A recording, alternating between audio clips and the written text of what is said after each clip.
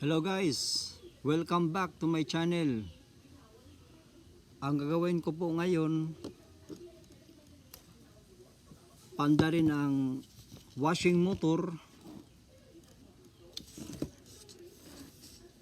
120 watts 9 microfarad. May timer tayo para reverse forward at saka kapasitor 9 microfarad.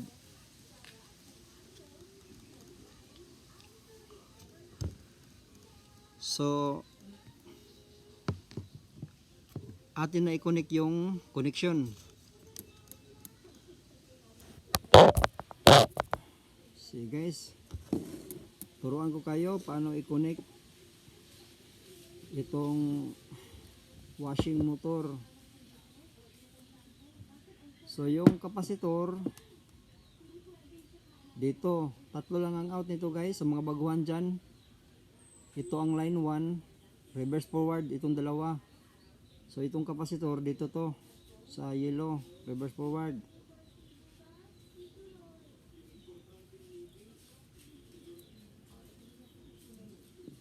Itong isa dito naman sa reverse.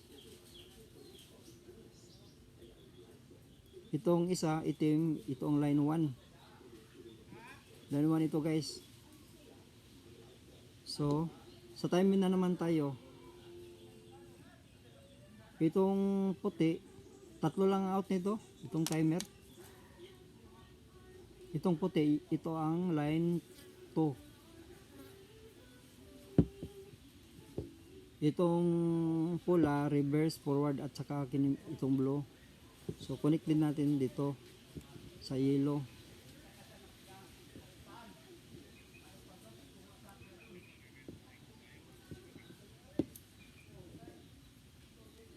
Dito naman sa isa.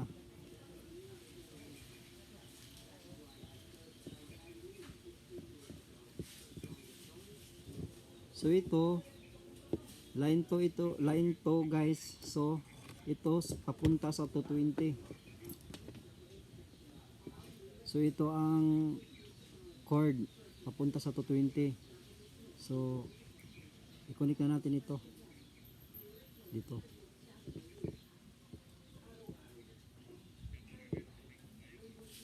Itong itim line 1 papunta dito sa motor washing. Ang itim line 1.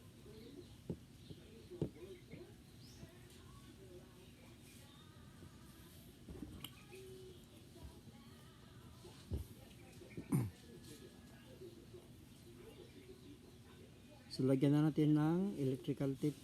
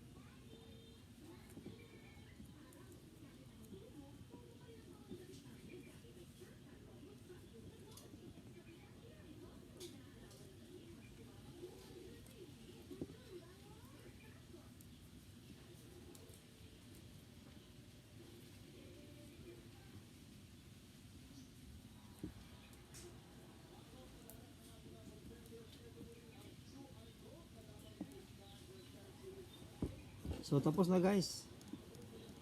Tapos na ang connection natin.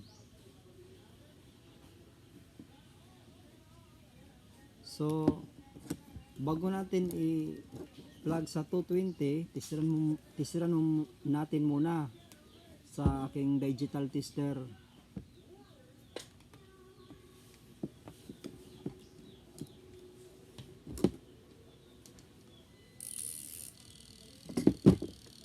Okay, umandar na ang timer guys. Narinig nyo? Umandar na.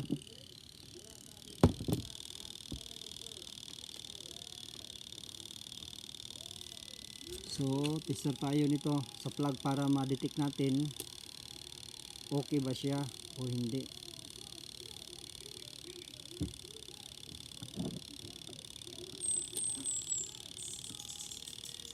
So 31 guys ang reading niya, reverse forward 31.3 off, reverse 31.3 din. So sign nito guys, okay yung makina niya. Sige, subukan na natin.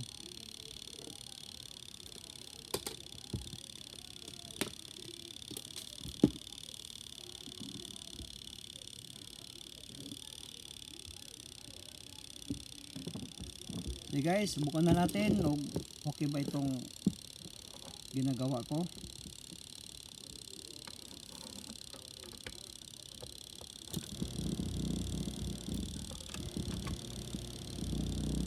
So yun guys, ito lang, madali lang. Nag-reverse forward na siya. Tingnan yung ikot. Nag-reverse forward na siya guys.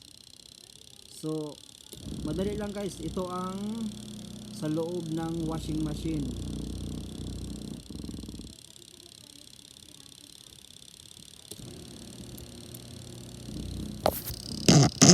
Sana magustuhan niyo guys ang video ko. Huwag kalimutan mag-subscribe at mag-like. Hanggang sa muli guys, sa susunod ang video. Magre-repair ako ng washing. Sana magustuhan niyo.